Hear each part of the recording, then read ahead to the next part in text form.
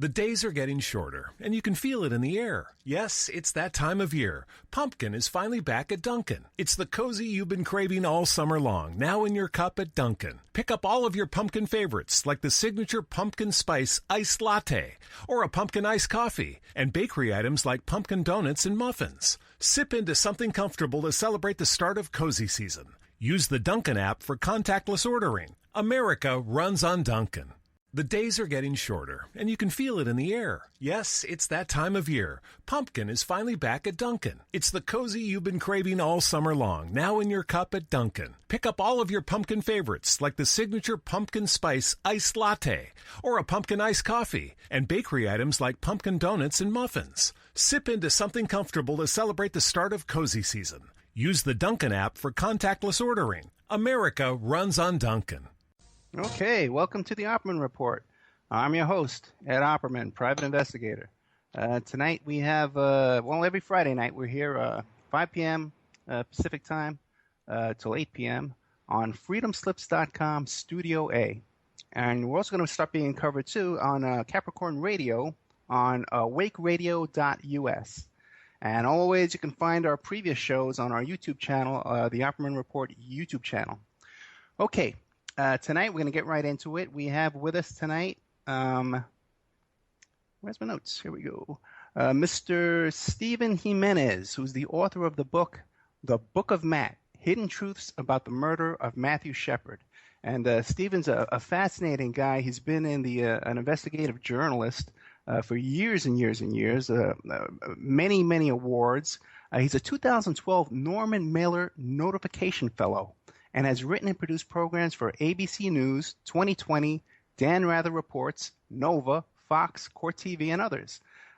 His accolades include the Writers Guild of America Award, the Mongerson Award for Investigative Reporting, and an Emmy, and several fellowships at the Ucross Foundation in Wyoming. Graduate of Georgetown University, has taught screenwriting at New York University's Tisch School of the Arts and other colleges. And he currently lives in Brooklyn, and I also know that he lives in New Mexico. Stephen, are you there? I'm here, Ed. It's Okay. a pleasure to be here. Thank you very much. So, Stephen, can you tell us about your work in journalism in general, who you are and what you're working on next and that kind of stuff? And then we'll get into this whole the Book of Matt. The Hidden Truths About the Murder of Matthew Shepard, available on Amazon.com. Sure, Ed. Pleasure. Ed, I really began my career working in documentary filmmaking. I did not study journalism or film as an undergraduate. I was in the Foreign Service School at Georgetown, and I was interested in both journalism and film, and I chose film, so that's really where I began my career. So it was initially working on documentary films for public television, then for network television, and I seemed to develop over time a specialty doing crime and law and justice stories. So back, I'd say 6-7 years ago, I worked on a Texas death penalty story with Dan Rather. Back in the 1990s, I produced a story for Nova on PBS. It was the first major television documentary that looked at forensic DNA typing when it was still a new science, and that program went on to be used by the FBI for training. So there have been a number of crime stories that I've worked on over the years, and as you know, when I got involved with this story, I really went to Wyoming to write a very different story than the one I ended up finding. Let me ask you this: going down to I do Wyoming, have a background. Yeah, sure. Yeah, who were you working for when you went down to Wyoming? On your own, or were you working for a network? Well, no, I wasn't working for a network. This was a year after the murder of Matthew Shepard took place. The trials had recently ended in Laramie, and during the year that the case was going on, I followed news reports, but I wasn't in any way, I had no plan that I was going to do something about the case.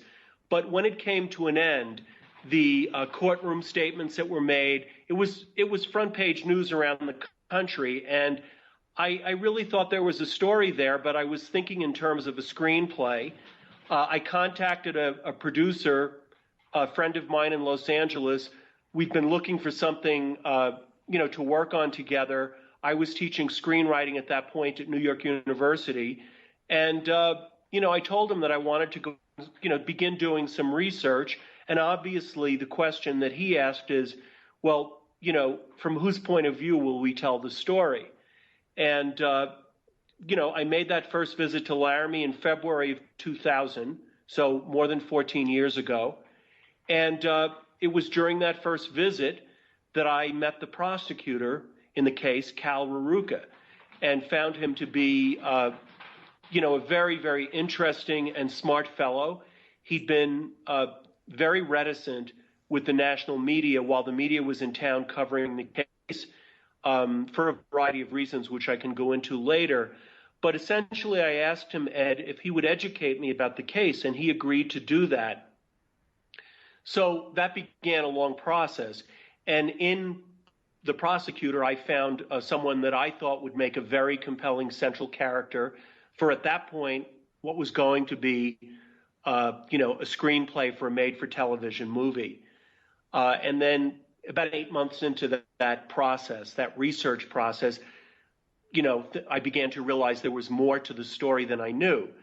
For the sake of, your listeners who may not know this, the entire court record in the Shepard case was under seal for a year while the media was in Laramie covering the case. All of the witnesses in the case, all of the principals, everyone that, worked in the courthouse, people that worked for the defense teams, law enforcement, everyone was under a gag order and couldn't talk about the case. So there was interest on my part in really looking through the public record, the police reports, the trial transcripts, the many documents that end up getting filed in a case of this, this size. So that's really where it all began for me, Ed. Right. So you were able to get those records, or they were under seal for you too? No. By the time I got there, they had just recently been unsealed. In early November 1999, Aaron McKinney, the principal perpetrator in the case, was convicted and sentenced to 2 life terms. After his conviction, the media packed up. The story was over. Right. And, it was after his conviction that those records gradually became available. So as I said, I showed up a few months later. It was in February of 2000. And began researching those records. And then, of course, that led to talking to people, first with the prosecutor and then beginning to interview other people. So that began a 13-plus year process. Let me ask you this. Wasn't it part of the deal that these two defendants made was that they gave up their rights to discuss this trial, to discuss the details of the murder in order to avoid the death penalty? Well, there's a misunderstanding here. Okay. That was only the case with Aaron McKinney. Russell Henderson never signed such an agreement. Russell Henderson, there was a plea agreement that was made, and this was several months before McKinney's trial. This was in April of 1999. Russell Henderson was in the final stages of jury selection in the case, and under the threat of the death penalty, he agreed to change his plea to guilty, and he accepted a sentence of 2 life terms. Aaron McKinney, however, it was during Aaron McKinney's trial and following Aaron McKinney's trial that when it came time, when McKinney was convicted, and another thing that people may not be aware of is that Aaron McKinney was convicted on a felony murder charge and related charges of kidnapping and aggravated assault. He was not convicted. He was found not guilty of premeditated first-degree murder. But nonetheless, he was eligible for the death penalty. In Wyoming, there's a penalty phase. So basically, during the penalty phase, you can bring information and present it to the jury, information that would not have been admissible during the trial itself. It was at that point that an agreement was reached, a sentencing agreement, between the defense and the prosecution and Matthew Shepard's family, that Aaron McKinney agreed to certain terms. And one of the things he agreed to, excuse me, I'm just having a little bit of allergies here. Oh, no. But one of the things Aaron McKinney agreed to was that he would refrain from talking to the media about the case.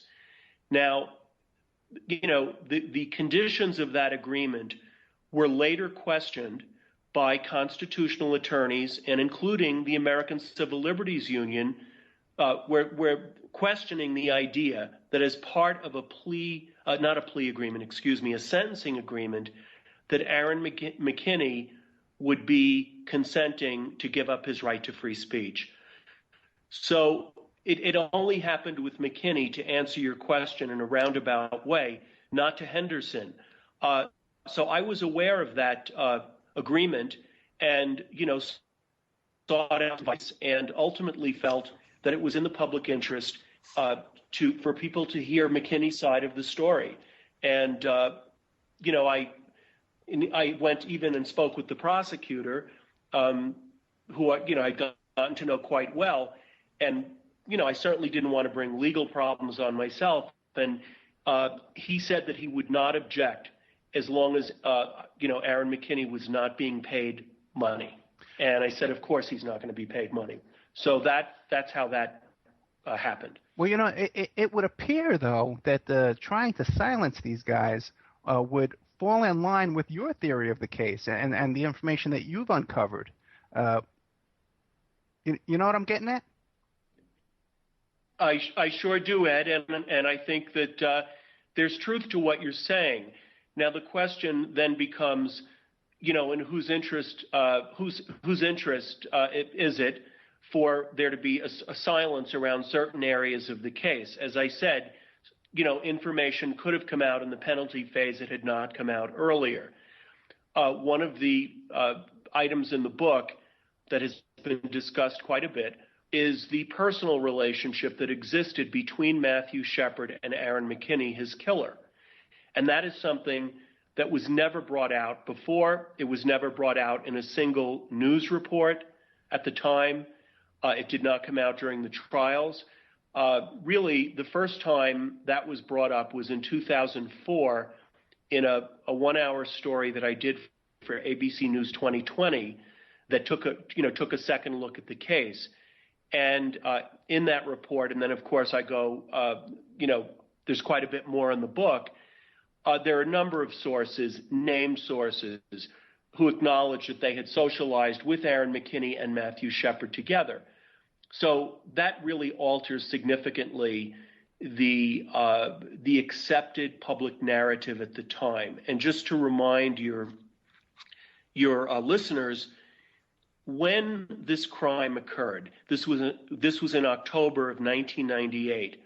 The story was that Aaron McKinney and Russell Henderson, sort of characterized as a pair of, homophobic rednecks, walked into a bar in Laramie, and they saw Matthew Shepard, who, was well dressed, appeared to have money, and was obviously gay, and they decided to target him because he was gay. And that was, and then essentially they lured him out of the bar because he was gay, and proceeded to beat him to death for that reason. And what I did, as part of the research, Ed, was I traced all the different iterations of that story.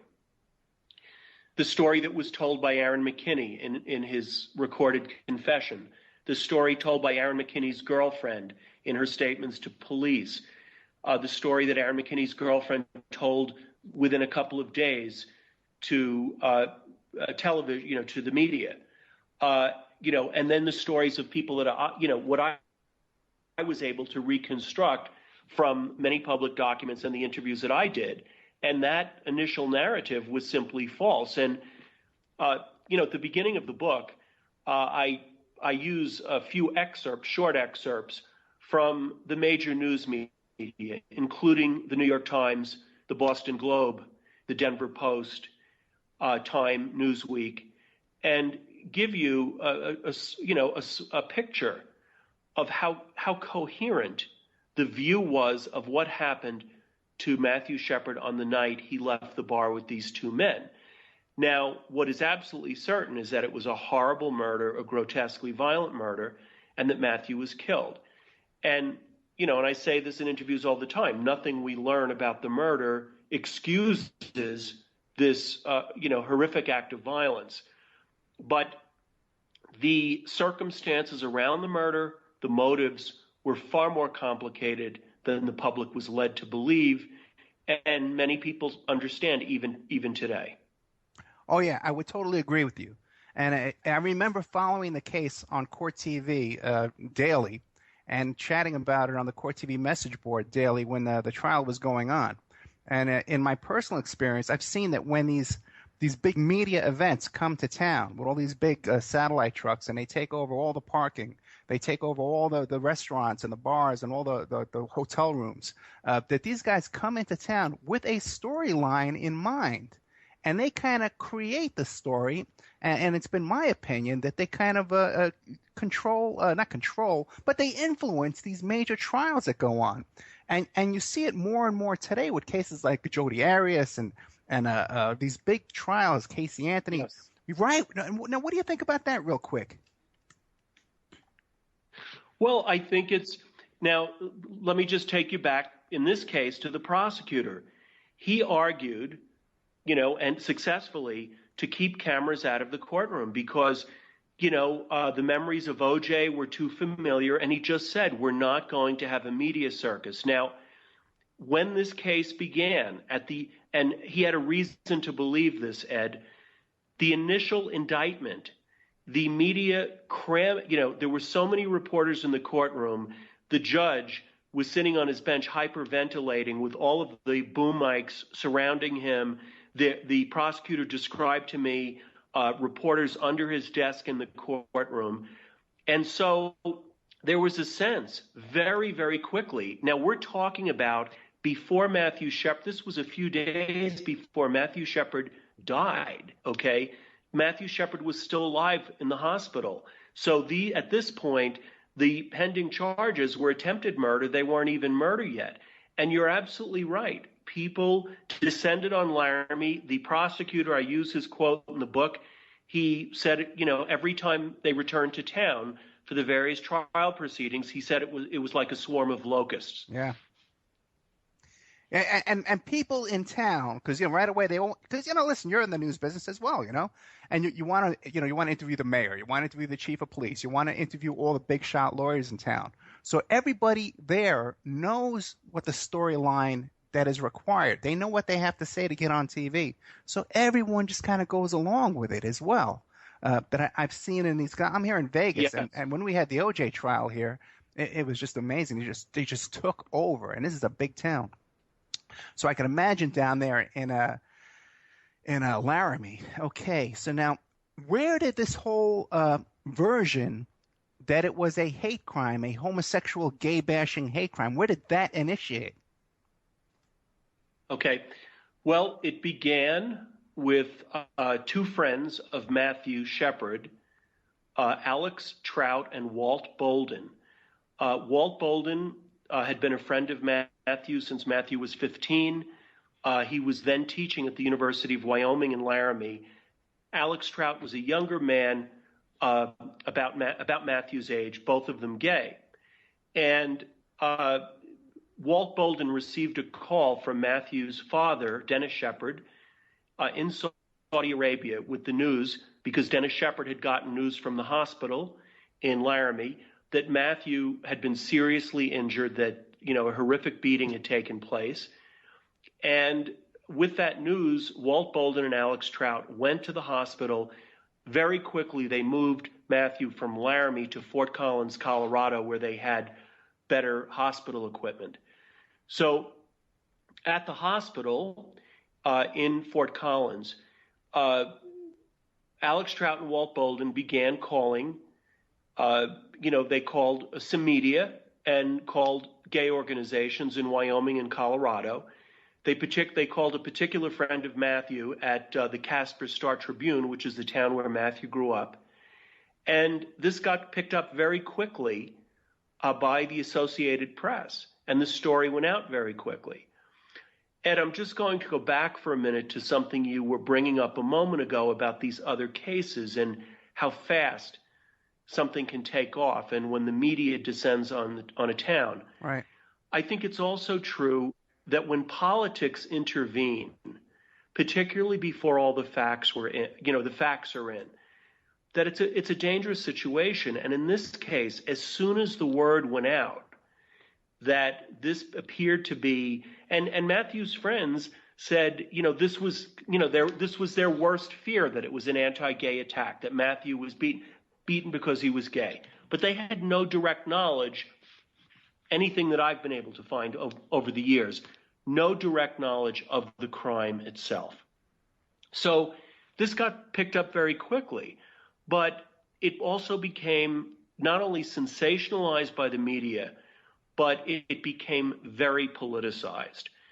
And, that weekend, Bill Clinton made some public statements about the case, and it went, to me, to my mind, beyond wishing, expressing his empathy to the Shepard family and hoping that, the investigation and justice would take its course.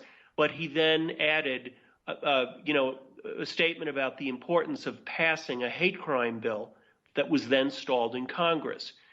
To provide some context for your listeners, James Byrd Jr. had been dragged to death in Jasper, Texas 4 months earlier in June of 1998.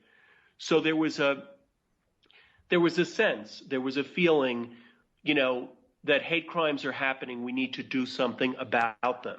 Right. The story of James Byrd. Let me interrupt for 1 second. The story of James Byrd, where Sure. two white racists grabbed this black man, James Byrd, Yes. in Jasper, Texas it was? I always wanted to explore my business potential. Florida Technical College helped me make that possible. Thanks to FTC, I earned my degree in entrepreneurship, marketing, and management. I am an Iris Bermudez, and I work in finance. See why Florida Technical College has been the choice of people like you since 1982. Learn more about our careers in business and in information technology, including entrepreneurship, management and marketing, and more at ftccollege.edu or call 888-981-9707.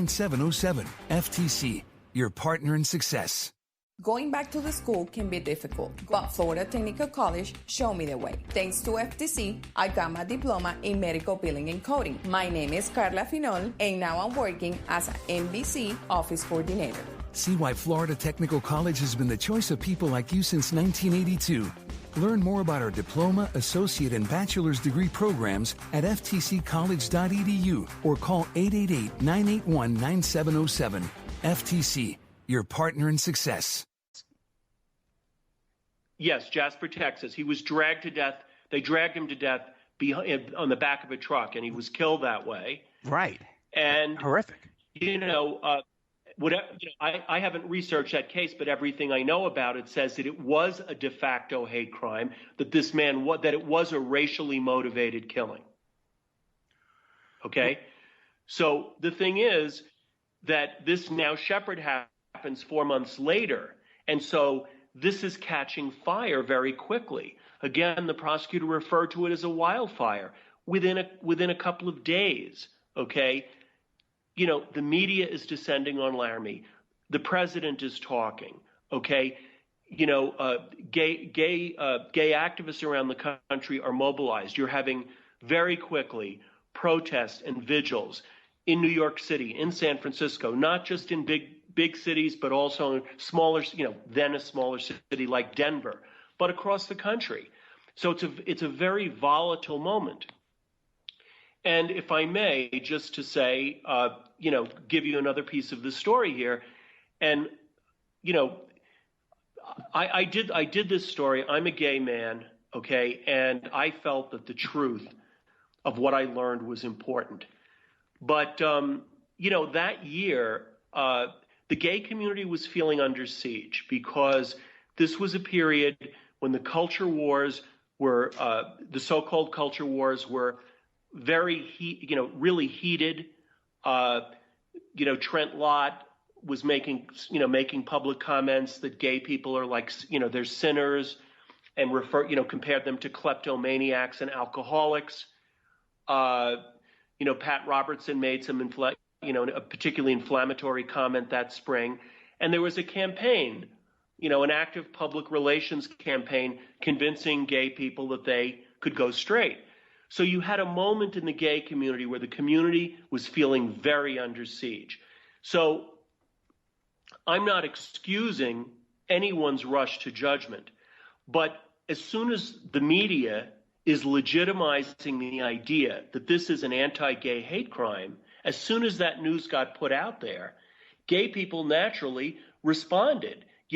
Someone is taken and beaten to death and hung on a fence because they're gay. Well, we're going to take to the streets.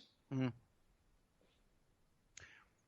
What about this case was the introduction of the Westboro Baptist Church as well.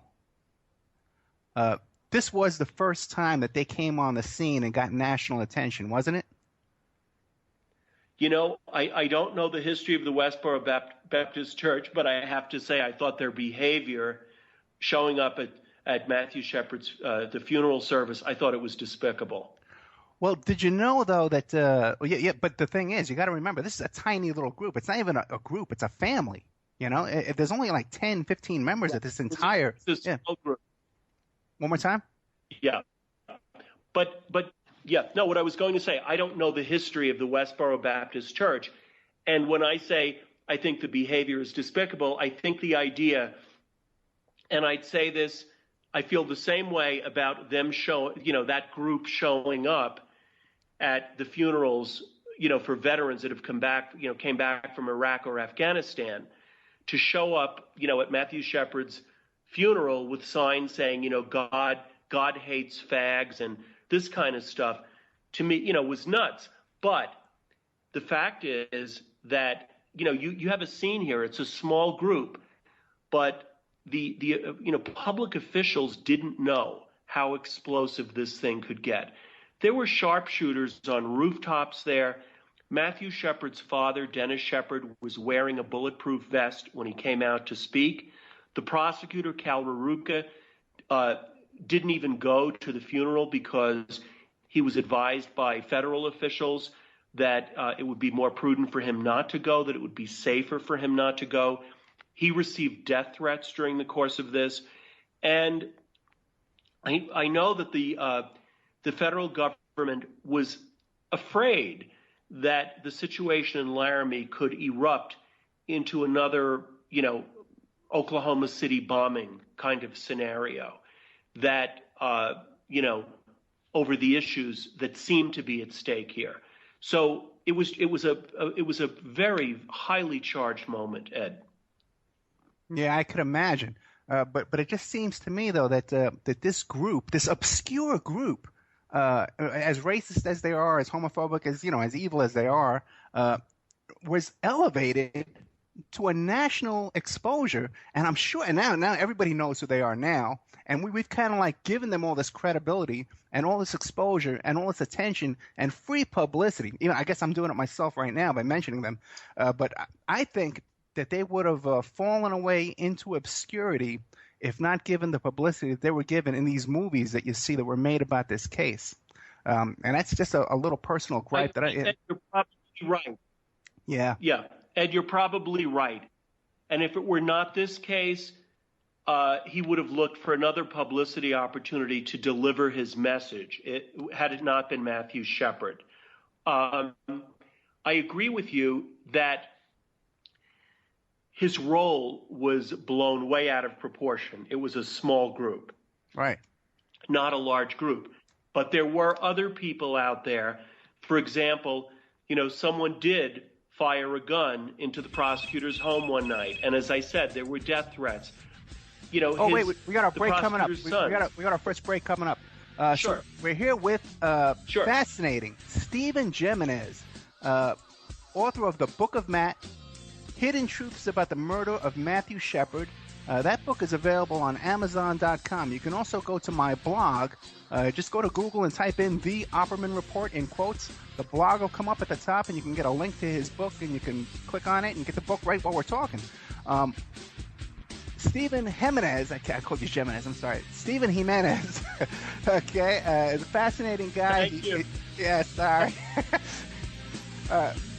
No problem, man. Work for 2020. Dan Rather reports Nova, Fox Court TV, and we're going to be right back with more Stephen Jimenez right after this. Thank you for listening to Revolution Radio. Okay, welcome back to the Opperman Report. Every Friday night, 5 p.m. Pacific Standard Time on Revolution Radio, freedomslips.com, Studio A. Coming up in the next few weeks, we're going to have Cindy Sheehan, who's running for governor of California. We have a couple of mob guys here in Vegas who run the mob tours, and they run the mob conventions. And these are actual mob guys from the movie Casino in those days, and they're still around. I don't know how they made it, but they're still here. And also coming up, we got a show about the Jim Jones in Jonestown, Guyana. We're going to be doing it in the next 3 or 4 weeks. But tonight we got Stephen Jimenez, author of the Book of Matt, Hidden Truths About the Murder of Matthew Shepard. And that book is available on Amazon.com. You can go to my blog, The Opperman Report, and you can click on the book, and you can pick it up tonight. Stephen, I'm sure a lot of people call you Jimenez, right? Oh, I've been called everything. Because I'm from New York as well. You know, I'm from first the Bronx, then Staten Island, and and back there, I think we always said Jimenez. Okay, so I'm from Brooklyn. We don't have to worry about what we call each other. Yeah, there you go. What part of Brooklyn you're from? Well, I grew up in Park Slope. Okay. A part of Park Slope they now call Windsor Terrace, and then later Brooklyn Heights. But Park Slope is where I lived till I was about 14. Okay, now, what about Laramie, Wyoming? Do you think this is a homophobic town, or was at the time? No, I do not. Right. No, I do not. And I've spent a lot of time. I've spent a lot of time there over the years. Laramie's a college town. Laramie is no more homophobic, Ed, than any other community or city in the country. Homophobia is something it's the behavior of an individual. It's not a town is homophobic. And I think it's an unfortunate thing. I hear from, I've made some good friends in Laramie, and they tell me to this day, they'll go on a vacation and, they'll tell someone where they're from. They could be in another country, and they'll say, they're from Wyoming, from Laramie. The immediate association is hate crime. That's right. Yeah, that's right. That's one of the points. That's really why I wanted to bring you on the show, because I've known about a lot of this. Okay, I had friends in Laramie during the time of this trial who were telling me, Ed, this is not a homophobic town. We live and let live. I believe at the time that Matthew Shepard was at the University of Wyoming that there were 2 gay groups there at the school that were, had plenty of members, and I think they had a newspaper as well. And as you mentioned, he had a bunch of gay. Yeah. He was active in a student group on campus, and also the bar where he met up with Aaron McKinney and Russell Henderson that night was a bar that some gay people in town went to. The DJ that they all knew. There were gay people that went to that bar. I'm not saying that, homophobia doesn't exist in places. Surely it exists. But the way in which his town was characterized as being a place full of intolerant, bigoted people, it's not true. And one of the things I describe in the book, Ed, and, I hope your listeners will take the time to read it, because it's really hard to summarize so many years of work, and I think it's just really a classic American story. But I describe early in the book my first experiences in Wyoming years before the Shepard case. Here I was a guy that came from New York City, and I was a writer in residence at the Ucross Foundation Ranch, which is in a very remote location in northeastern Wyoming. It's a working cattle ranch. And I was there several years before the attack on Matthew Shepard happened, and I had a feeling of people being very very open, very straightforward. I mean, is there some cultural conservatism in Wyoming? Yes, but that's neither here nor there, and it's not something negative. I think often when you visit communities that have been more consistent over time, that are smaller, that you may find that cultural conservatism. You can find that same cultural conservatism in Boston, Massachusetts. So I don't say that disparagingly, but that does not translate into bigotry or intolerance. Yeah, I think the bigotry is people from big cities like us who look down on these small towns and say, oh, there are a bunch of hillbillies over there, a bunch of hicks. Because my understanding of Laramie especially is this town is full of people who live and let live and don't butt in other people's businesses for the most part. And they have that kind of attitude, yeah. Oh, boy. Okay. And I would say that's true. Yeah. I would say what you said is very true. And let's just keep this in mind. It's a college town. It's the home of the only four-year university in the state of Wyoming, the University of Wyoming. People refer to it as Wyoming's hometown because the people there are very friendly. And it's certainly the most liberal town in the state of Wyoming because the university is there. Gotcha. Okay, and at that time, there was quite a bit of methamphetamine use in that town, in that college, and that kind of stuff, wasn't there? Yes, and it's something that, there's quite a bit about that in the book. But again, let me give you give your listeners a little bit of context, Ed. The national media was not really looking at the methamphetamine epidemic, really examining it at the time Matthew Shepard was attacked in 1998. The meth story did not become a big national story until 2003, 4, 5, 6, really after 2004, 2005, 2006. And until that time, until it gets on the cover of Time or Newsweek or it's a big story in the New York Times, it's not, people are not paying attention to it in public media. And I think it's unfortunate because by the time Matthew was killed in 1998, this was already becoming a big problem, not just in Wyoming, but in many states in the Midwest and Western region, in the Rocky Mountain region. It was already a problem in Missouri, Nebraska, Kansas. It was becoming a big problem in Wyoming and Montana, Colorado. And we know now that it's moved, it certainly moved through the South. But, it's one of those paradoxes that really we owe it to the TV series Breaking Bad, because that's really what began to educate people about the harsh realities of methamphetamine. And I believe, if I'm not mistaken, I think Breaking Bad started to air, maybe 2007, I'm going to say, or was it 2008? The earliest. I'm sorry. It's even later. I'm trying to think. It was maybe 5 years ago. So really, it's been in the last 5-6 years that people have been really aware of meth and what it does. But at the time, that part of the story was really left out. I mentioned one reporter in my book. She's really the only reporter that even mentioned this in a serious way. She wrote an article. Her name is Joanne Vipajeski, and she wrote an article for Harper's Magazine at the time. And she suggested, there appeared to be underpinnings to this case. But her article was published while the court records were still sealed and the witnesses were still gagged.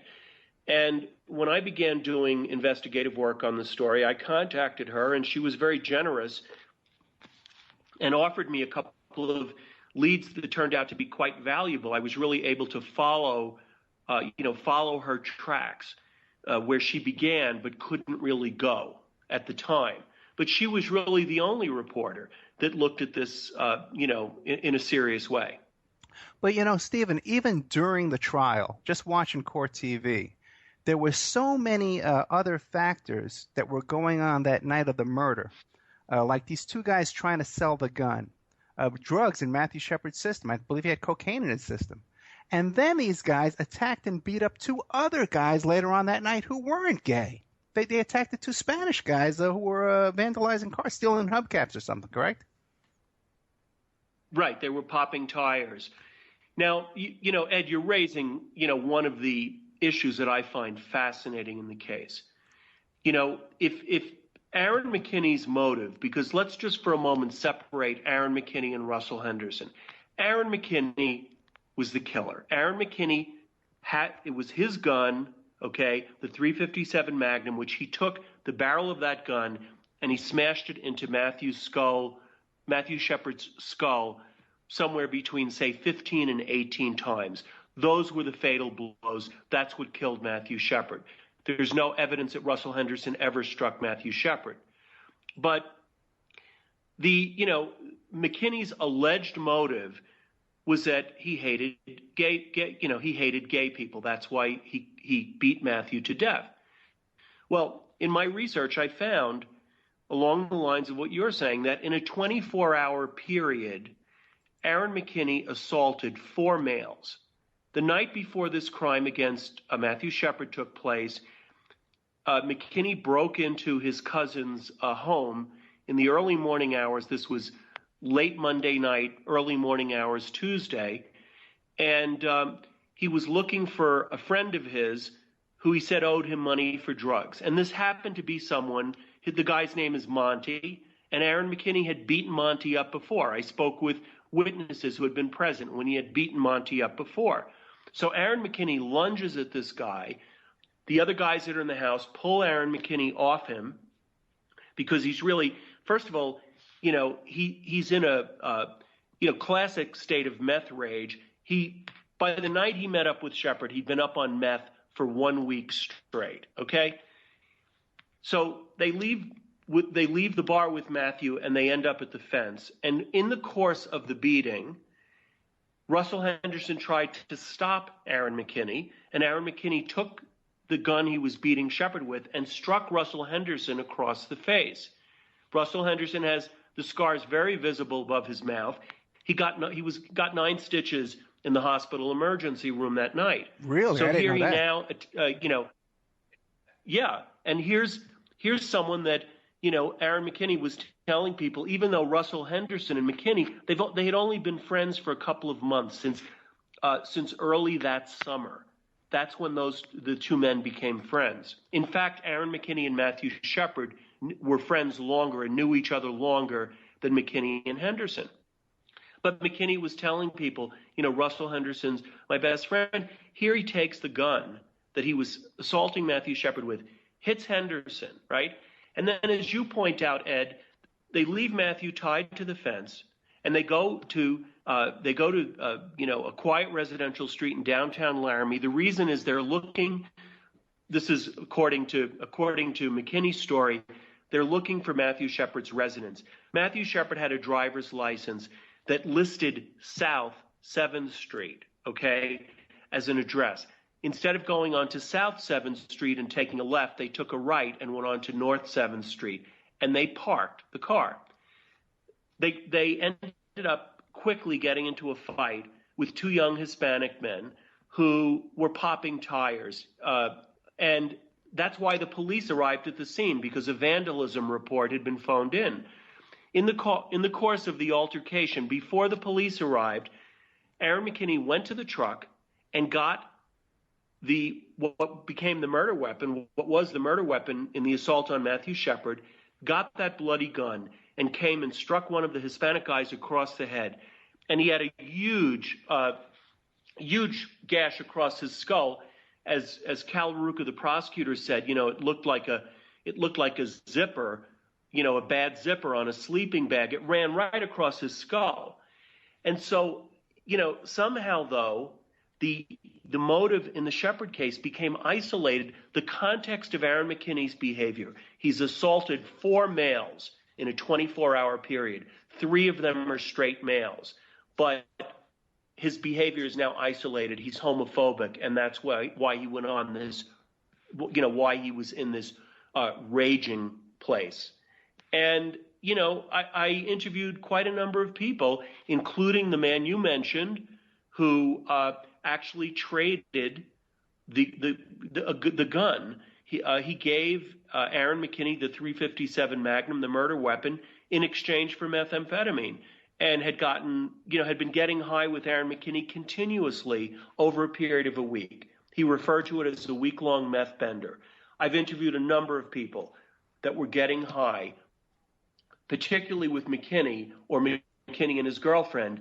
Henderson was a user, but he wasn't a dealer. Aaron McKinney had been dealing methamphetamine for 3 years and had also been addicted to meth for 3 years leading up to this crime.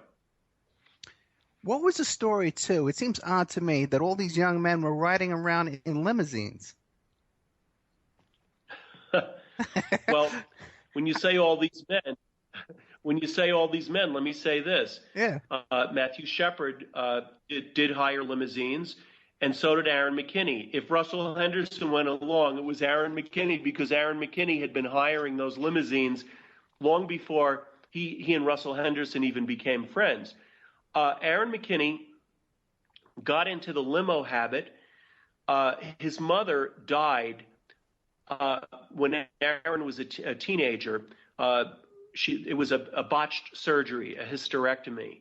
And so he was given a settlement of just under $100,000, and he was given that money, and he went through it, wild and fast. Buying cars, drugs, jewelry, giving, lavish gifts to friends. And the rest he pissed away. And during that period of time, right, exactly, Ed. And during that time, he really enjoyed partying in the limousine. Right. As you know, the limousine driver and owner of the company, Doc's, it's called, at the time it was called Doc's Class Act Limousine Service. Aaron McKinney, definitely hired Doc's limos. Matthew Shepard later, Matthew Shepard began hiring Doc's limos.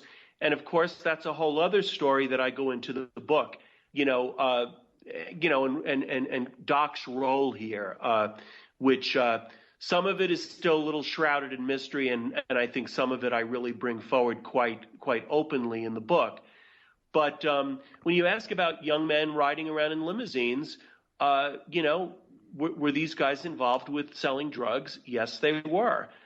This meth was a drug that was not only moving through the parts of the country that I described to you, it was starting to become a big problem in, select urban gay enclaves. It began really with San Francisco, Los Angeles, and New York, but crystal meth abuse was already a problem in the Denver gay community in 1997 when Matthew was living there.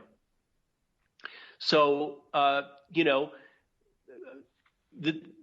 Friday night before this crime happened, just a few nights before the crime happened, Matthew, on one evening, spent over $1,100 on really? Taking the limousine out just for a night to dance. Yes, just on a night to a dance club. So now wait a minute, see, because now so those are like New York limo rates, man, like $50, $60 an hour back in the '94. Well, no, I'd have to go back and look at the book to see what the hourly rate was. But remember, the dance club was in Fort Collins, Colorado. So you're going from Laramie, Wyoming, right? Wow. And you're taking a ride that, we're talking probably an hour and a half ride by the time you get there. And then you're going to spend a few hours in the club, and the limousine's going to wait for you. And on that particular evening, Matthew invited a bunch of friends to go have breakfast. So then they all went to breakfast, and they included Doc, the limousine driver, for breakfast. And then after that, they drove back to Laramie and arrived back to Laramie in the early morning hours. So, he had the limousine out for a lot of hours. When I did Matthew Shepard, did he have any other source of income? He wasn't working at that time. His parents supported him.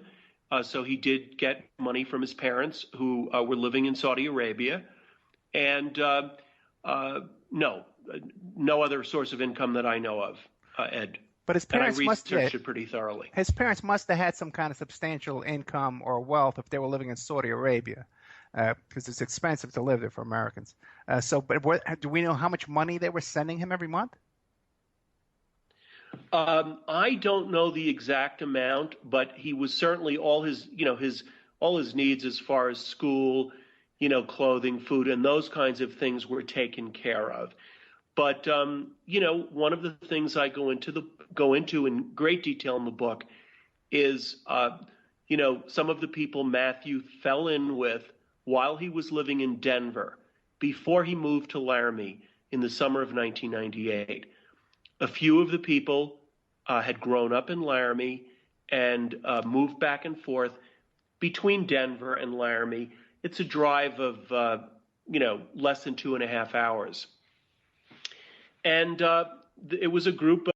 Get ready for the tastiest breakfast under the sun. New Jimmy Dean Casserole Bites. All the homemade flavors of a breakfast casserole, packed into a poppable bite. And you know something else? They taste good. Businesses all over the world right now are trying to reinvent how they connect with the world. Whether you're delivering packages, treating patients, or running a global customer support center, your customers need you to invent new ways to stay connected. Twilio is the platform that millions of developers trust to build seamless communications experiences with phone calls, text messages, video calls, and more. Whatever your use case, Twilio has your back. It's time to build. Visit Twilio.com to learn more. Of people that used meth, partied together and also sold meth, and they moved meth, back and forth. They had a route, and they brought meth from Denver to Laramie, and this was a group of people with whom Matthew was associated. Gotcha. Now, has McKinney or Henderson ever come right out and said, "Yeah, this was we were torturing Matthew to find out where the meth was"?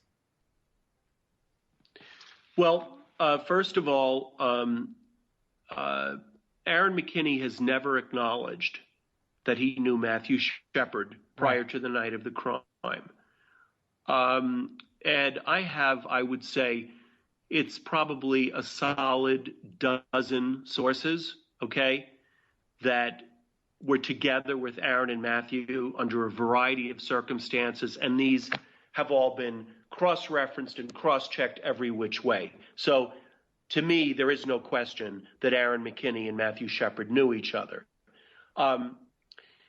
Certainly, they've acknowledged to me that what was really going on that night was that Aaron McKinney was after 6 ounces of meth, that this was a shipment and newly arrived drugs due to come into town that night.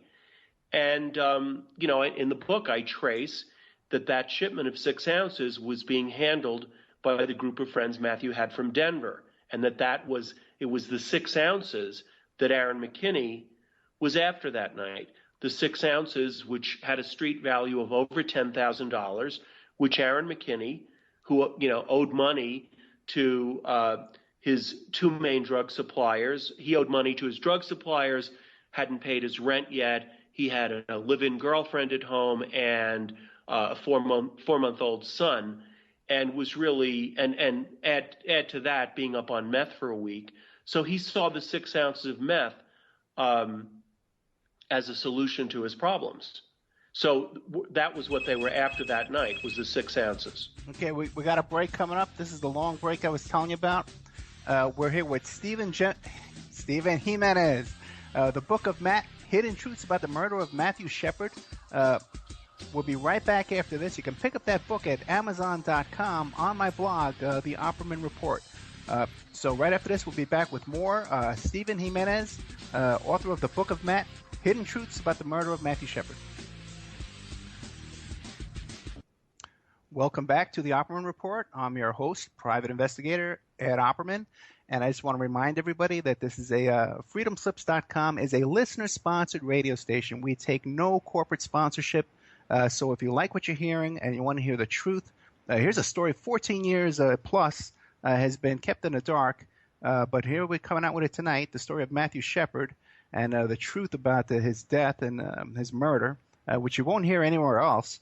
So if you want to hear this kind of stuff here, you got to go to freedomslips.com, click on the donate button, and donate and support the show. So we're here tonight with Stephen Jimenez, author of The Book of Matt, Hidden Truths About the Murder of Matthew Shepard. Now, that book's available on Amazon.com, and it's also, you can go to my website, my blog, The Opperman Report, and you can click on the button there. You can pick it up tonight. Now, Stephen, we were talking about Doc, the limo driver, and stuff like that. Now, and where did these guys come up with the money to be running around in these limousines in this small town in Laramie, Wyoming, which just seemed odd to me from the start. So now, what did Doc ever say to you about drug dealing with this bunch, or where they got their money from? Yeah. And Ed, how's the sound there? Real good. Okay? Yeah, really good, yeah. I've got the earphones. Okay, much good. better. Good.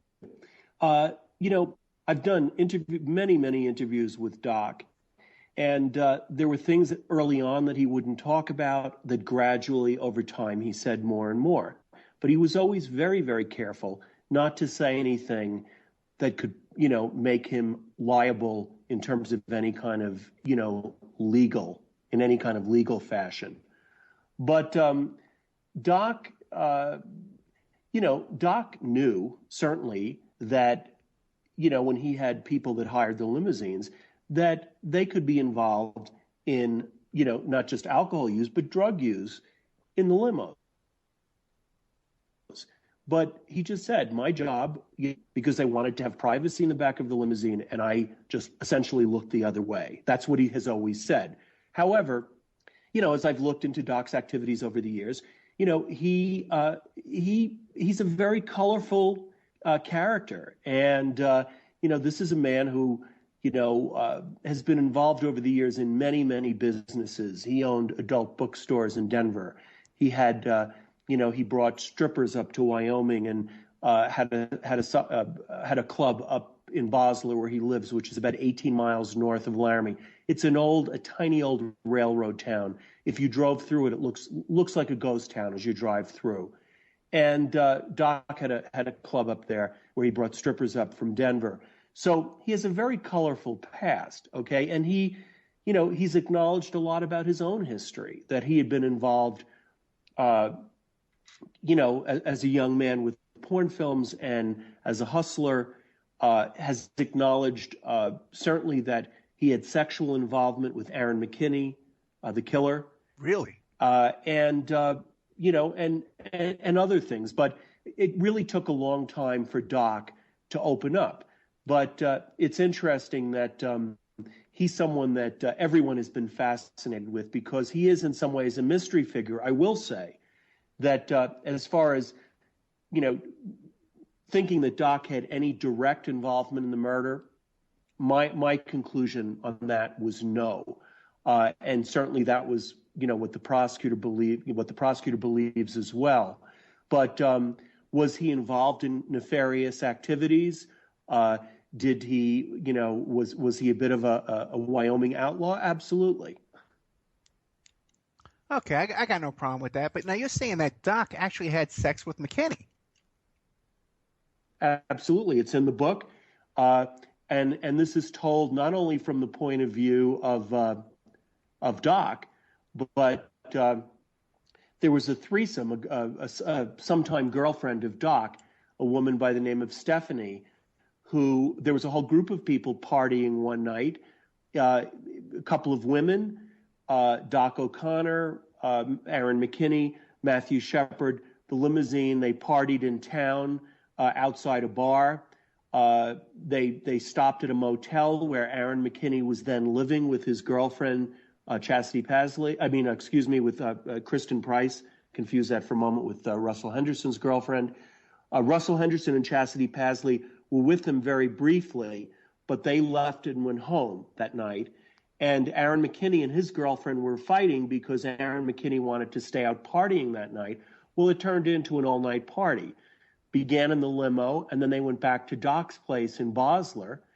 And there are a variety of activities that went on. That was one of the occasions that night when Aaron McKinney was sexually involved with Doc O'Connor, which is detailed in my book, and it was in the ABC News 2020 piece I did. I go into this more in the book than we did in the ABC News piece.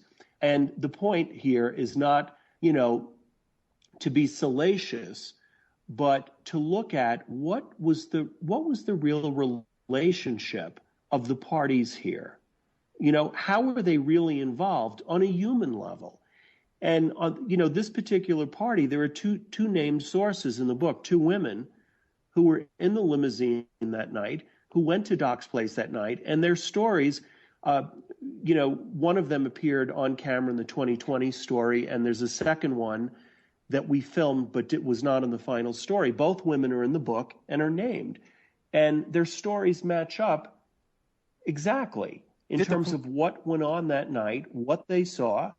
And so, for people to say, one of the charges that's been lobbed at me over and over again is, there are so many unnamed sources. Well, there are many named sources in the book. There are 112 named individuals that I spoke with for the book. And these two women that I'm describing right now, they're named. There are a few instances where, when I was talking with people that were still involved in illegal activities or people still working in law enforcement, where they would only talk with me on the condition of anonymity, that I not use their name. But no, there's ample evidence as far as the pre-existing friendship and relationship between Aaron McKinney and Matthew Shepard. Now, but what about, is there any evidence of a sexual relationship between McKinney and Shepard? Oh, yes, absolutely. That there quite a bit. There's a source that I've introduced for the first time in the book, a young man by the name of Ted Henson, and he was a friend of Matthew. He met Matthew years before this crime occurred. He was someone that they had dated. They were friends. They took vacations together, and he. In the book, I go into detail about previous encounters between Aaron McKinney and Matthew Shepard, and in one instance, a threesome in which Ted Henson was also involved. But Ted Henson spoke about, meeting. He and Matthew were at a Denver bar. This was the year before the crime happened, when he was at a bar with Matthew.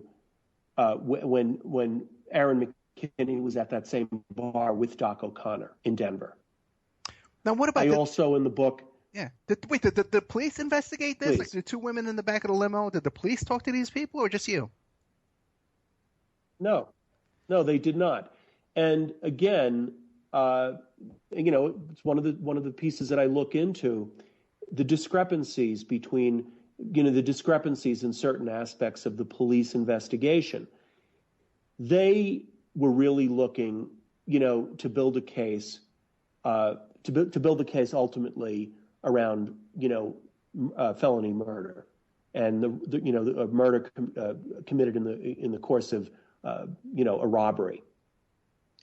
And so they were in my opinion, quite selective in what they went after. And there is no doubt that they knew information about methamphetamine, and they chose not to really pursue that. I mentioned in the book, I use a particular police report where Matthew Shepard's friend, one of the two that helped spread the story about the anti-gay hate crime, right. Alex Trout, told police officers that Matthew had gotten involved with methamphetamine and cocaine when he was living in Denver. And, it was ignored. And there are other people that I've spoken with. Let me mention that when I did a book event in Laramie in February, there was the family that owned at the time the Fireside Bar, where all of these guys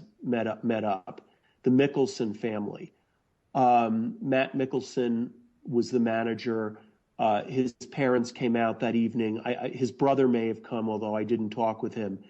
But anyway, they were quoted in the newspaper the next day saying to the reporter for the Laramie Boomerang, "We knew this at the time when it happened. When the police first came around questioning at the bar, we told them these guys are all involved with meth and this was about drugs." They said they didn't want to hear that at the time.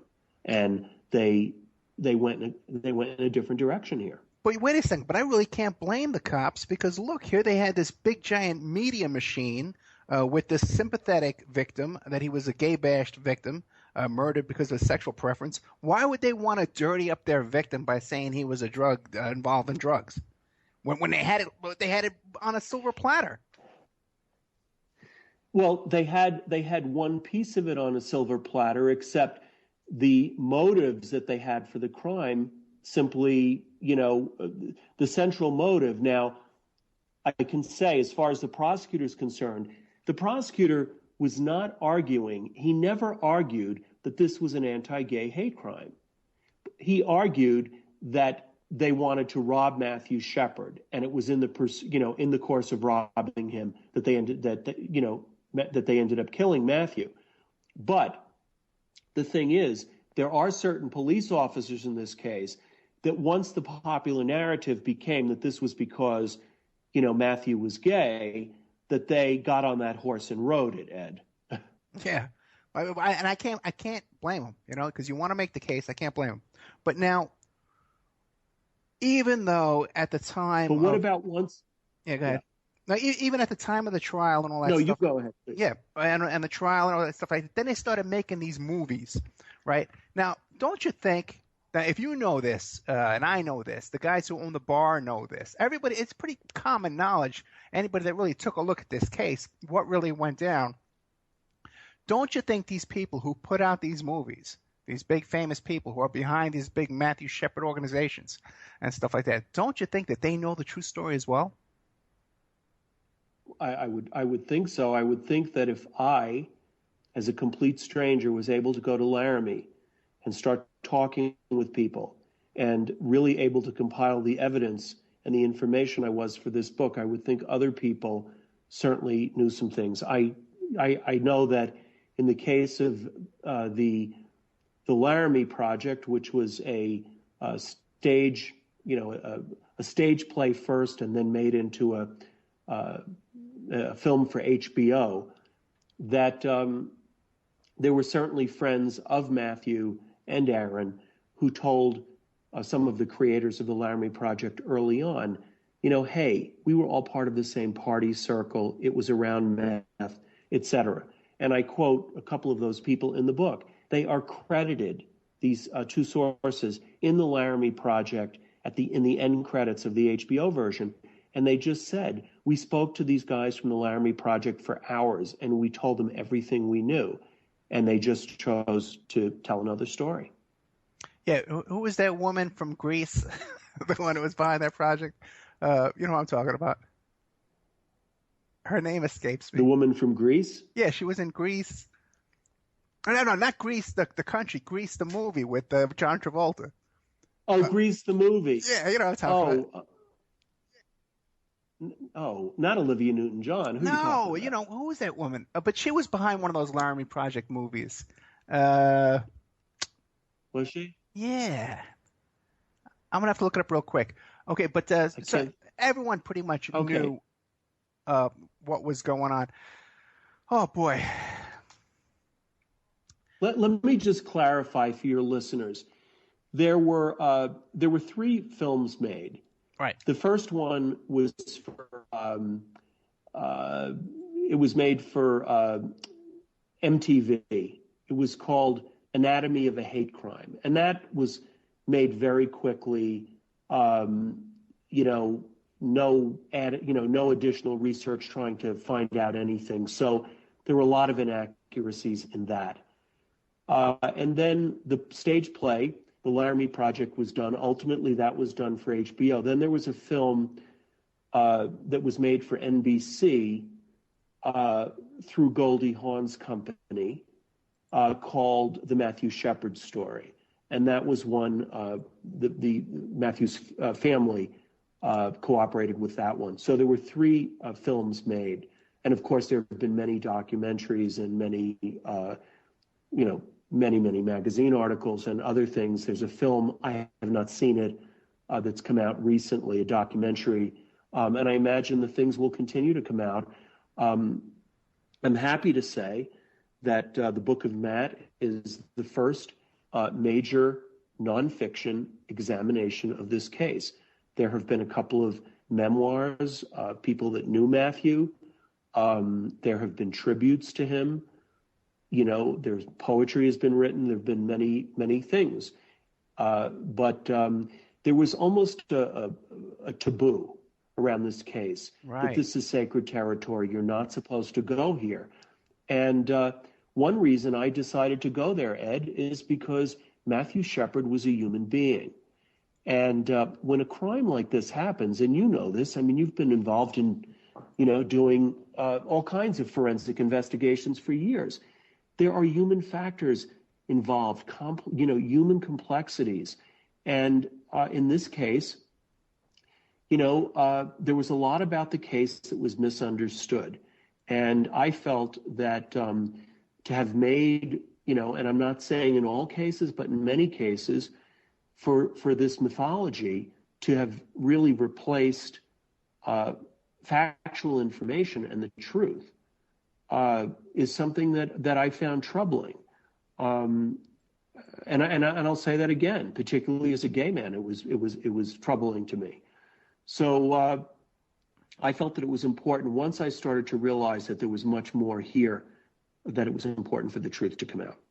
So the woman I was thinking of was Stockard Channing, who was involved in one of these. Stockard Channing. She was in the Matthew Shepard story. Yeah, yes, she played Rizzo in Grease, mother, too. Judy Shepard, in the Matthew Shepard story. Yes. Right. So now she had to know what was going on. I forgot about her. Yeah, and people like Ellen DeGeneres and Rosie O'Donnell. Now, do you think that by now they have to know what the truth was? Well, the only reason I have to say yes is because 2 reasons. When we did the ABC News piece 10 years ago, not one single national journalist came forward and contradicted our findings, Ed. My book came out, October 1st last fall.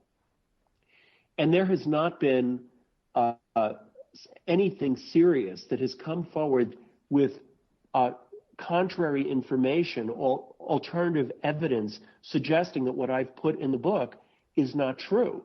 And believe me, there have been a lot of people over the years that really got on this, the popular myth of the story.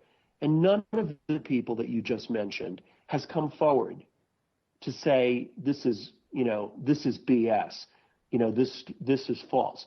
There are 1 or 2 groups online that have been dogging me, but it's clear from the articles. There's one group, I think they wrote 6 or 7 articles about me, where it's clear that the problem they have is with the idea of the book.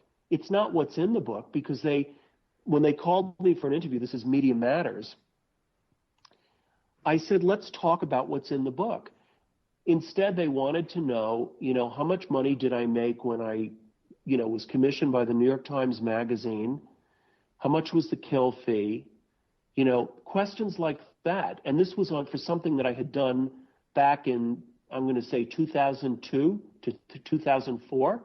They did not want to talk about what was in the book. I did an interview on National Public Radio, and they had the current sheriff in Albany County, Wyoming, Dave O'Malley, who, insists to this day that this was an anti-gay hate crime. And he said that there was a toxicology report, showing that McKinney and Henderson had not been using meth. Well, I've been researching this case and investigating it for 14 years, and I've never seen such a toxicology report. The prosecutor, who I've known also now for 14 years, has never spoken with me about a toxicology report. And 2 of the lead law enforcement officers in the case, Ben Fritzen and Flint Waters also never mentioned a toxicology report. National Public Radio asked the sheriff to produce the toxicology report, and he didn't. I think that says something.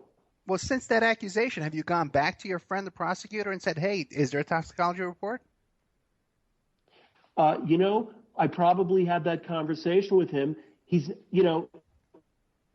I'm trying to think, Ed, if I even raised that question with him, because I've raised so many issues after traveling to 34 cities. But certainly, he's never said there's a toxicology report. I can say that with certainty. That there was a toxicology report done on McKinney and Henderson that would have been anything that would be of an admissible nature? No. Now, let me just say this, because I think this can be confusing to listeners, is that methamphetamine is an interesting drug. It's one of those drugs that, the sooner you test for it, the better, okay? So if they had tested McKinney and Henderson the day after this crime happened, great. If they tested them 2 or 3 or 4 days later, bad. And it would, with the passage of time, it becomes less and less reliable, okay? So what I want to say to you is there was not a toxicology report in the entire public record that was unsealed.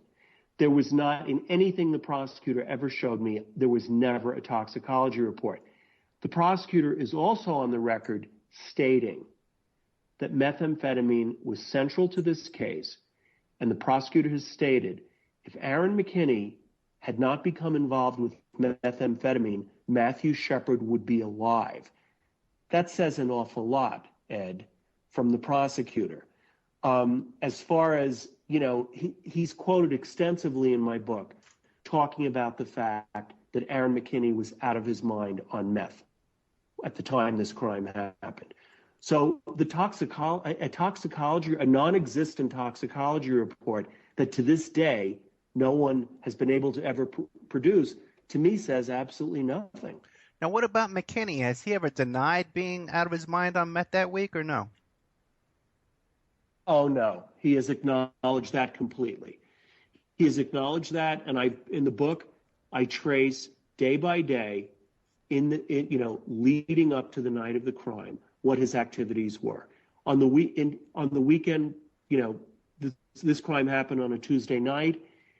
He was also using, along with methamphetamine, quite a bit of cocaine, but he was using meth every day.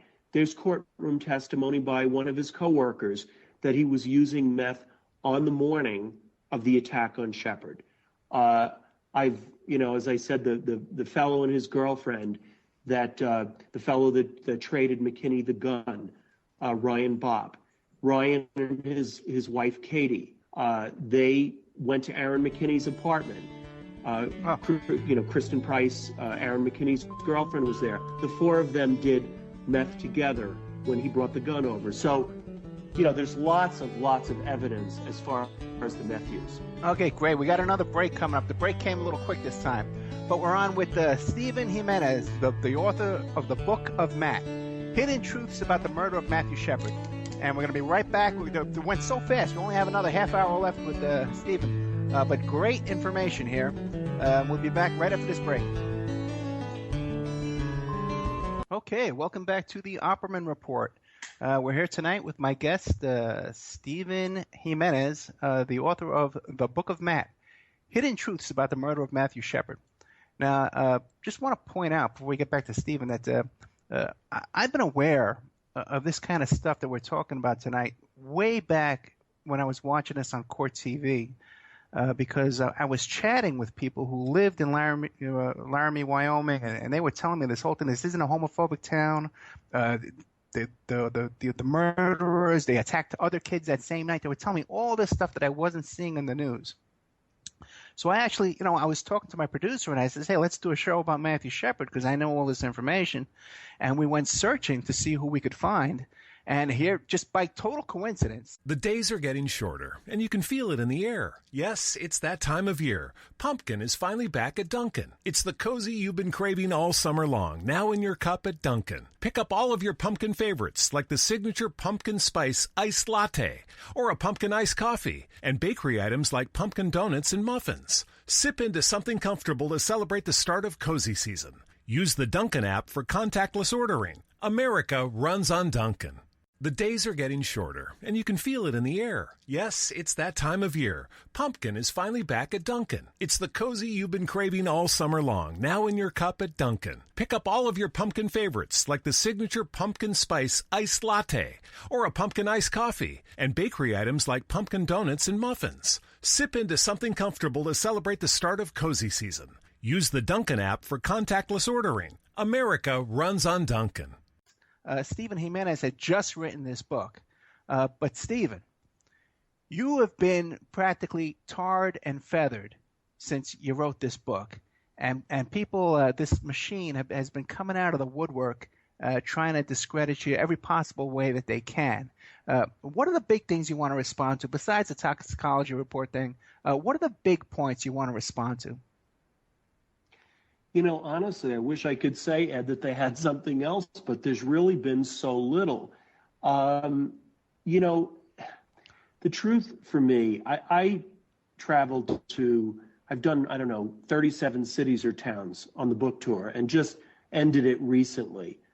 And what a pleasure to travel to every region of this country, with the exception of, Alaska and Hawaii, but just traveled everywhere, talking about the book, and just had the most amazing conversations with people. People were really curious. They had questions they wanted to ask, but, initially there was concern that, that there was going to be some nastiness out there on the road because, there was a small group of activists that were trying to get my book tour canceled, contacting independent bookstores around the country and telling them to cancel my appearances. But, that failed. The American Booksellers Foundation got behind me and encouraged bookstore owners, and not one bookstore canceled. But there was an attempt early on, and I'm saying this last fall, to try to stop even having conversations about what was in the book. And that did fail. And what I saw instead was a lot of interest from people. I wasn't encountering hostility at bookstores. I wasn't encountering hostility when I did interviews.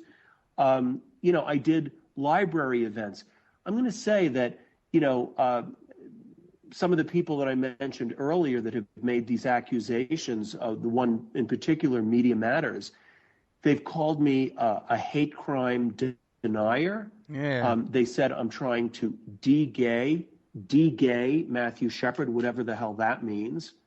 But the truth is, I did an event earlier this year at the San Francisco Public Library. It was co-sponsored by the James Hormel Center, a gay center in San Francisco.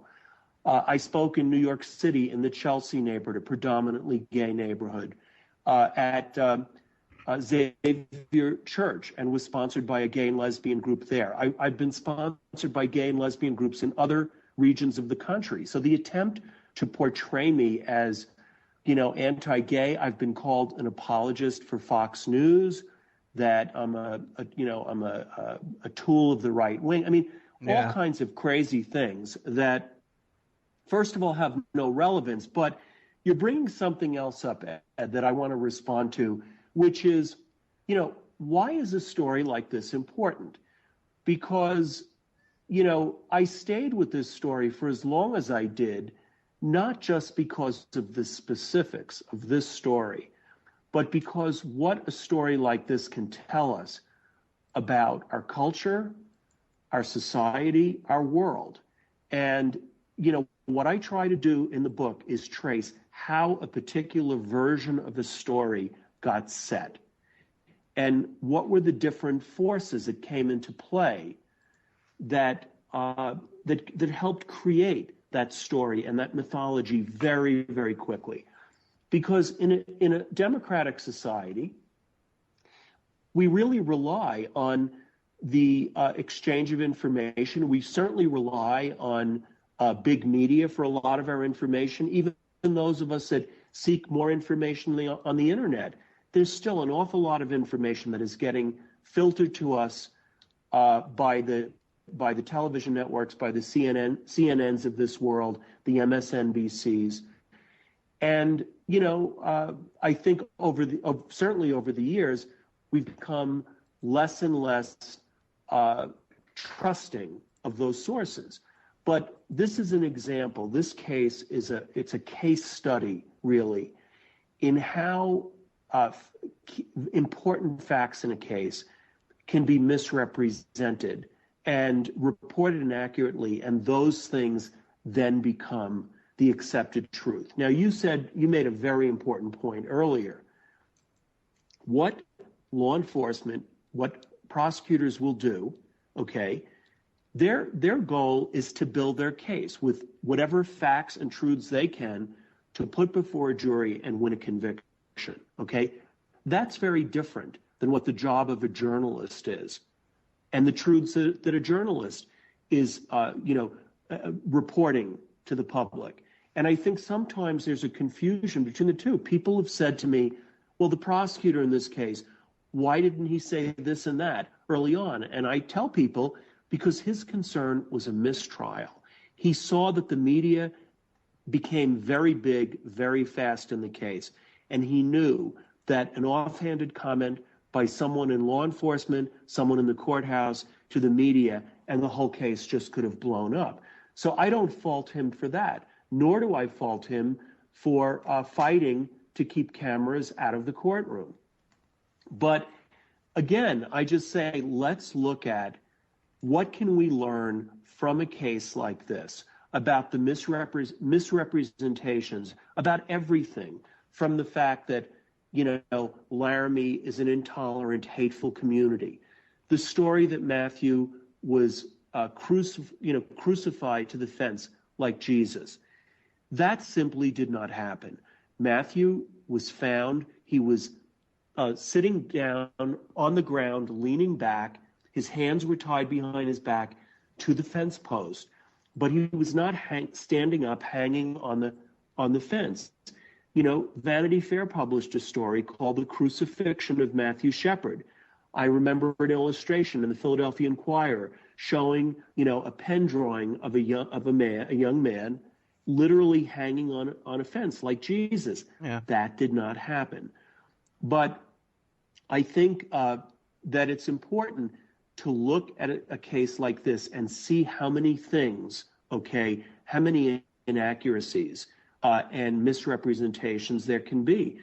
With Trayvon Martin, I'm no expert on the Trayvon Martin case, and I don't pretend to be one, but I think that it was unfortunate that President Obama was making comments about the case before the jury had a chance to evaluate the information and what was presented at trial, and look at that.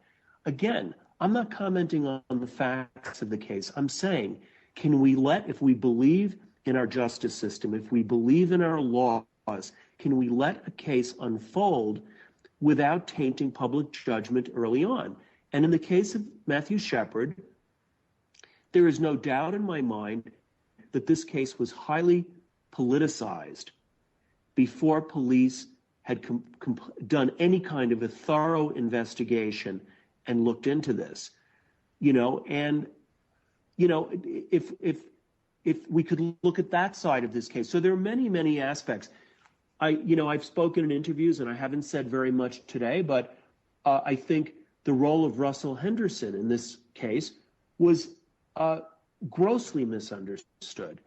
And I mentioned in the book how many main news organizations, it was always McKinney and Henderson, or Henderson and McKinney jointly beat Matthew to death. And that's not what happened. And there is no evidence that Russell Henderson ever had a reason or a motive to inflict any physical harm on Matthew Shepard. Was he guilty for his role as an accomplice in what he thought was going to be a robbery? Absolutely. But there's no evidence at all that he knew Matthew Shepard before that night, and he was unaware of Aaron McKinney's previous association and relationship with Matthew Shepard. So there are many things. That certainly was one that was big. I've, been interviewing McKinney and Henderson. I started interviewing them in 2002. And I stay in touch with Russell Henderson. And I'm happy to report that this is a fellow who he started serving his 2 life terms at age 21 in 1999. So he's now served 15 years in prison. And his prison record is spotless. He, has just completed his first 2 years of college in prison with straight A's, has held a job down, no record of any kind of offenses in prison. That says something.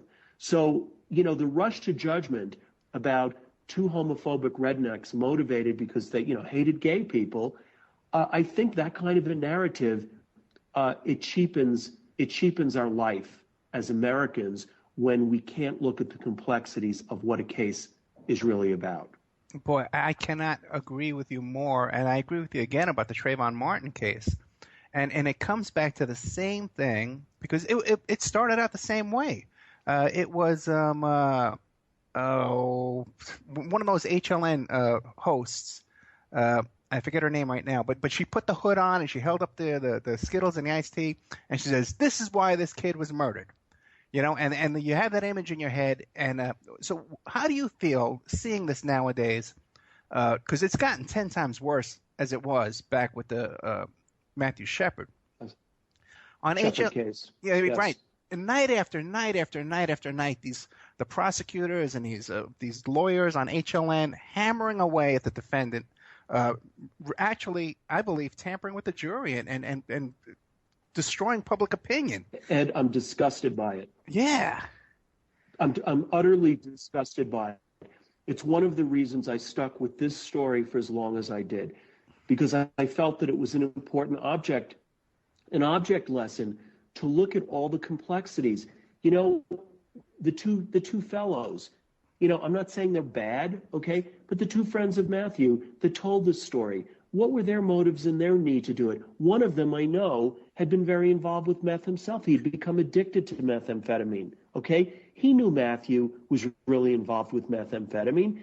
He knew some of that story, okay? But these are 2 guys that helped spread this story nationally. It was very revealing that these were 2 longtime friends of Matthew, and the Shepard family did not want them in St. Mark's Church for the funeral service. Whoa! What? I've been reading a lot of your story this week. Yeah, and I had my suspicions about that. Okay, and that piqued my interest when I read that, because they had a motivation to steer the investigation in a different direction. Well, and human motives.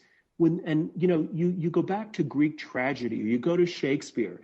Human motives are very complicated. Okay. And let's talk for a moment about Bill Clinton, okay? Okay. This happened smack in the middle of the Monica Lewinsky scandal. The week before Matthew Shepard was attacked was the week that Kenneth Starr, they released, I think it was 4,000 pages of the transcripts of the Monica Lewinsky-Linda Tripp tapes, okay? The week of the attack on Shepard was the week that the House of Representatives took the vote for a full impeachment inquiry of Bill Clinton, and there were a number of Democrats that voted in favor of that. So Bill Clinton was clinging to his presidency at this moment in time, okay?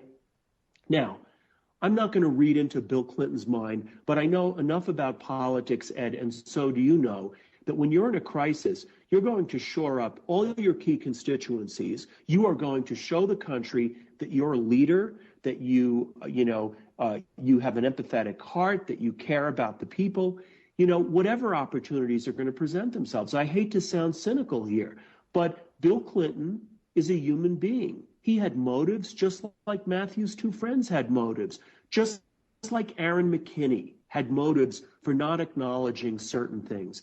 Aaron McKinney, he was the low guy on the totem pole. There were drug suppliers that Aaron McKinney that were, higher on the drug dealing food chain than Aaron McKinney. He knew that if he went to prison and he was viewed as a snitch and he was ratting people out, that would be very dangerous for him.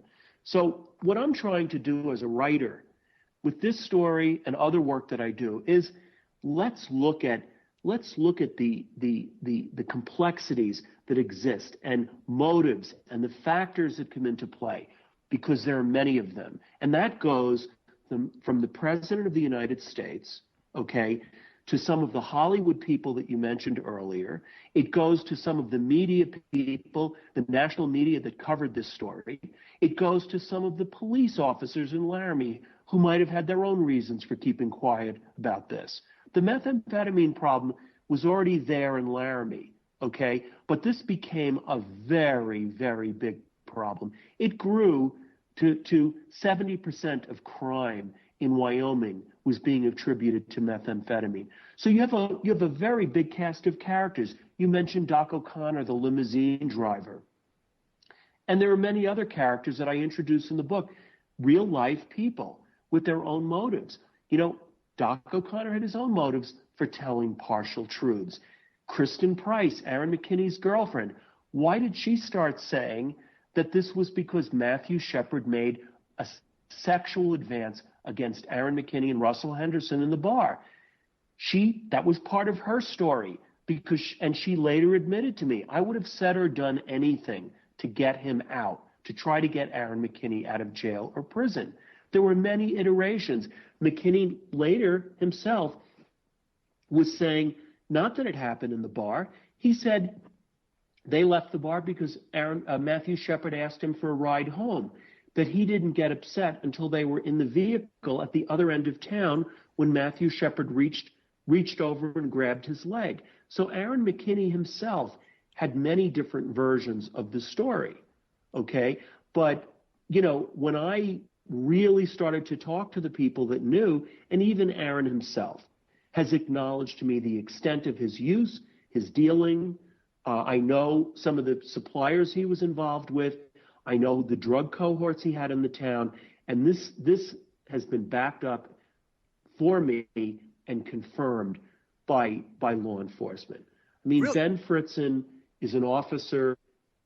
Ben Fritzen is an officer. He's a lieutenant in Laramie today running the county jail. Ben Fritzen had investigated Aaron McKinney and his other friends and cohorts for meth-related offenses. Okay, so this is not information that people could not have gotten, that the media could not have gotten had they spent the time going and really talking with people and doing some digging. But as you said, when you mentioned Trayvon Martin, you have this very graphic tabloid story, okay, with very clear-cut picture of who the victim is and who the perpetrators are. And they come from two different sides of the tracks.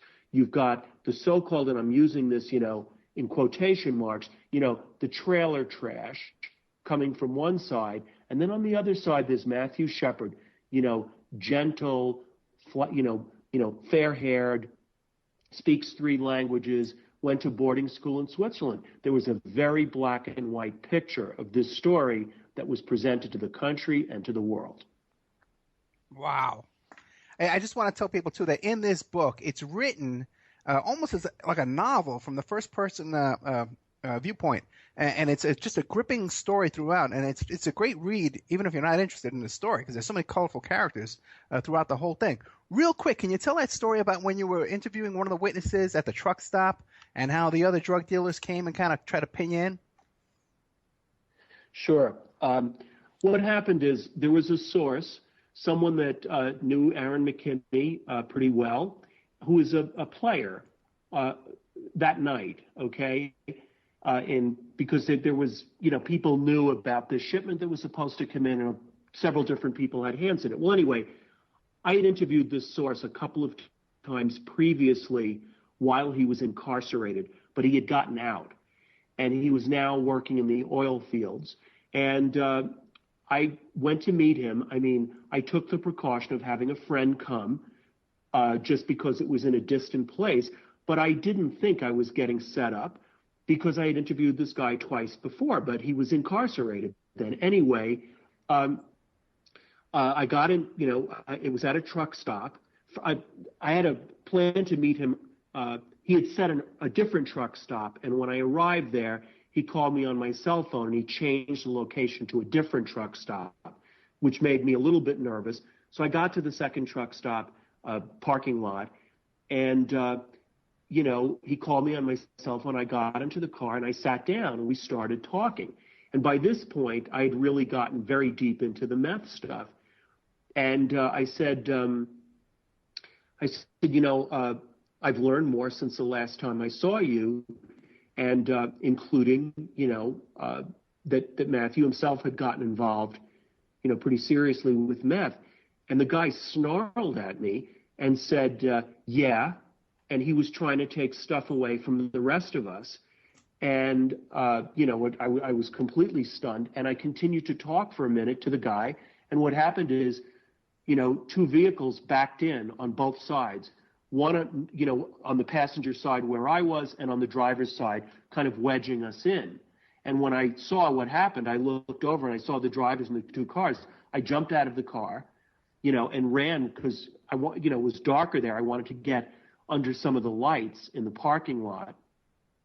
And when I did that, the friend that was with me, who was parked in a vehicle across the parking lot, rang my phone really quickly and yelled, Steve, get out of there. They've set you up. And I knew it, but I was afraid that they would know that he was, where he was and everything. I said, I just said, just stay where you are. Don't let them see you. And I kept spinning around because I was afraid either, that they were going to, ram forward with the car, or maybe someone would shoot me. So luckily, and the guy, had yelled for me to get back into the vehicle, which I did not do. So I retreated to the entrance to the truck stop, and the three vehicles tore out of the parking lot. And you're not a young guy. Clearly, running around this parking lot. No. I mean, it was one of the moments that was really scary, and there were a few others. But, it was a story that I didn't know when I got into it. And as I said to you, I went to Laramie to write the story as we all believed it, the story of a clear-cut anti-gay hate crime, that this man, Matthew Shepard, was targeted because he was gay, okay? That that's what drove this crime. I ended up finding out something, many other things. I never thought that methamphetamine was seriously involved with this.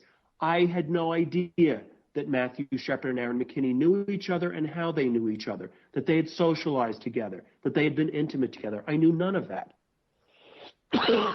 Excuse me. That's okay. We only got a couple of minutes left. So what are you working on next? What can we look forward to?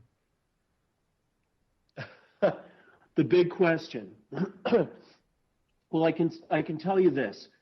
I like doing journalism and nonfiction work, and I will probably get started on my next book this summer. I'm doing a little bit of screenwriting just for a change of pace, and I'm not going to do another murder story, another crime story right away. I was with this one for a long time, and I will do another nonfiction book. But it's too early for me to tell you what it is. Maybe you'll have me back on with the next one. Oh, no, anytime. Do you have any appearances coming up?